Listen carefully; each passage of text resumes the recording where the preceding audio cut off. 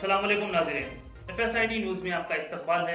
मैं मोहम्मद फारूक। पढ़ते हैं आज की ताज़ा खबर। SS dental care multi speciality and implant centre doctor Salim Malik की जानिब से रोजाना फ्री चेकअप। टाइमिंग सुबह 11 बजे से रात 8 बजे तक। Sunday also open. यहाँ पर implant with teeth in 3 days, laser treatment, Hollywood smile design, flexible denture व दीगर ट्रीटमेंट किए जाते हैं। SS dental care clock tower beside Rahmat Masjid, HR complex, first floor, SBI main branch road, Mahbubnagar. मज़ीद तफसीलात के लिए मोबाइल नंबर 8522843048 पर रब्त पैदा कर सकते हैं। सदर तेलंगाना जागृति व रुकन कानून साज कौंसिल BRS कविता ने मरकजी हुकूमत को सख्त इंतबाह दिया कि अगर पसमानदा तबकात यानी BCs को 42% तहफ़्फ़ुज़ात की फराहमी के लिए बिल को मंजूरी ना दी गई तो 17 जुलाई को दक्कन से दिल्ली आने वाली एक भी ट्रेन को चलने नहीं दिया जाएगा। वो नई दिल्ली के कॉन्स्टिट्यूशन क्लब ऑफ इंडिया में आज एक पुरहुजुम प्रेस कॉन्फ्रेंस से खिताब कर रही थी। कविता ने कहा कि 17 जुलाई को रेल रोको एहतजाज मुनज़्ज़म किया जा रहा है ताकि तेलंगाना असेंबली से मंजूर शुदा BC तहफ़्फ़ुज़ात बिल को सदारती मंजूरी दिलाई जा सके। कविता ने कहा कि तेलंगाना की रेवंत रेड्डी हुकूमत फौरी तौर पर आइन के आर्टिकल 243D के तहत 42% तहफ़्फ़ुज़ात पर मुबनी जियो जारी करे। उन्होंने सवाल उठाया कि राहुल गांधी जो मुल्क भर में आइन की किताब लिए घूम रहे हैं, वो चीफ मिनिस्टर रेवंत रेड्डी को इस अहम मसले पर इक़दामात का मशवरा क्यों नहीं दे रहे हैं। कविता ने दो टोक अंदाज में कहा कि हम एक भी ट्रेन नहीं चलने देंगे। दक्कन से दिल्ली जाने वाली तमाम ट्रेनें रोक दी जाएगी। ये तो सिर्फ एक ट्रेलर है। अगर बिल को मंजूरी ना मिली तो हम गैर मुअय्यना मुद्दत के लिए रेल रोको एहतजाज का आगाज़ करेंगे। उन्होंने कहा कि तेलंगाना के 2.5 करोड़ BC अवाम BJP को सबक सिखाएंगे। सदर तेलंगाना जागृति कविता ने इल्ज़ाम आयद किया कि BJP और कांग्रेस दोनों ने पसमानदा तबकात के साथ धोखा किया है। उन्होंने कहा कि वो तमाम सियासी जमातों को मकतूब रवाना करेंगी ताकि BC तहफ़्फ़ुज़ात पर उनकी हिमायत हासिल की जा सके।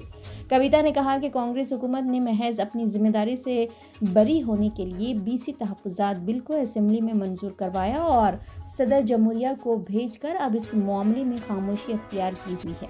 उन्होंने राहुल गांधी को तनकीद का निशाना बनाया और कहा कि राहुल जी को पसमानदा तबकात की फ़िक्र सिर्फ 2014 में इक़्तिदार से महरूम होने के बाद ही पैदा हुई है। उन्होंने ये भी निशानदेही की कि कांग्रेस के ज़ेर इक़्तिदार रियासतों जैसे कर्नाटक और हिमाचल प्रदेश में आज तक ज़ात पात पर मुबनी मरदमशुमारी नहीं की गई है। कविता ने वज़ीर आज़म नरेंद्र मोदी जो खुद को OBC तबके से ताल्लुक़ रखने वाला बताते हैं, उनसे अपील की कि वो पसमानदा तबकात को इंसाफ दिलाने के लिए तेलंगाना BC तहफ़्फ़ुज़ात बिल की सदारती मंजूरी को यकीनी बनाएं। उन्होंने तजवीज़ पेश की कि तेलंगाना BC बिल को आइन के 90वें शेड्यूल में शामिल किया जाए, जिस तरह तमिलनाडु की 69% तहफ़्फ़ुज़ात पॉलिसी को तहफ़्फ़ुज़ फराहम किया गया है। उन्होंने BJP और कांग्रेस दोनों पर बार पसमानदा तबकात के साथ वादा खिलाफी का इल्ज़ाम आयद किया। कविता ने तेलंगाना से मुंतखब 8 BJP अरकान पार्लियामेंट की खामोशी पर भी शदीद तनकीद की। कविता ने कहा कि इक़्तिसादी तौर पर कमज़ोर तबकात EWS के कोटे के निफाज के बाद तहफ़्फ़ुज़ात की हद पहले ही 50% से तजावुज़ कर चुकी है और मुल्क की 16 रियासतें 50% से ज़्यादा तहफ़्फ़ुज़ात दे रही है। लिहाजा तेलंगाना में 42% BC तहफ़्फ़ुज़ात के निफाज की राह में कोई कानूनी रुकावट नहीं होनी चाहिए। उन्होंने कांग्रेस हुकूमत की जानिब से हाल ही में कराई गई ज़ात पात पर मुबनी मरदमशुमारी पर सवालात उठाए। कविता ने कहा कि 2014 में KCR दौरे हुकूमत में किए गए जामे घरेलू सर्वे के मुताबिक पसमानदा तबकात की आबादी 52% थी, जबकि हालिया सर्वे में ये तादाद सिर्फ 46% ज़ाहिर की गई है, जो नाकाबिले फ़हीम है। रेवंत रेड्डी को हज़फ तनकीद बनाते हुए कविता ने तंज़ किया कि वो तेलंगाना से ज़्यादा वक्त दिल्ली में गुजारते हैं और वो दिल्ली के दौरों के हाफ सेंचुरी मुकम्मल कर चुकी हैं।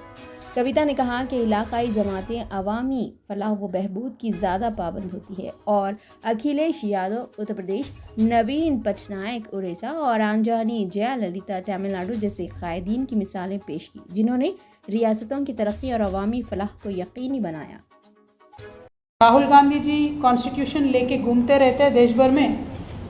इसी के तहत आर्टिकल 243D है, आर्टिकल 243D, जो अगर राहुल गांधी जी चाहते हैं तो उनको मुख्यमंत्री जी को एक फ़ोन कॉल पे बता देंगे तो वहाँ एक गवर्नमेंट ऑर्डर निकल सकता है और लोकल बॉडीज़ में 42% का OBC आरक्षण मिल सकता है।